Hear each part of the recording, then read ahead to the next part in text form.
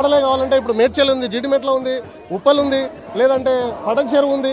ఇట్లాంటి పెద్ద పెద్ద అంటే పారిశ్రామిక వాడలు ఉన్నప్పుడు ఎందుకు ఇక్కడే వై మేము అనేది అది.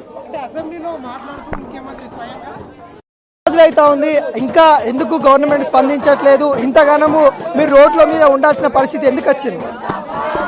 ఇది మా భవిష్యత్తుకు సంబంధించి జరుగుతున్న పోరాటం. ఎప్పుడైనా స్టూడెంట్ యూనియన్లు చేస్తున్నప్పుడు వాళ్ళ సెల్ఫిష్ కోసం ఎప్పుడు జరగదు. ఇక్కడ భవిష్యత్తు తరాలు, ఇక్కడేం శాశ్వతంగా ఎవరు ఉండరు. 2 ఏళ్ళు 5 ఏళ్ళు చదువుకొని వెళ్లిపోయే వ్యక్తులే. అది కూడా తెలంగాణకు సంబంధించిన వ్యక్తులు ఉంటారు, పంజాబ్ వాళ్ళు ఉంటారు, అందరూ ఉంటారు. అయినా ఎందుకు ఫైట్ చేస్తున్నారు? కేవలం భావితరాల భవిష్యత్తు కోసం. ఏమీ లేనటువంటి గ్రామాల నుంచి వచ్చిన వీళ్ళు ఇంతటి సువిశాల క్యాంపస్ లో చక్కగా చదువుకొని వాళ్ళ జీవితాలను చక్కదిద్దుకుంటారు.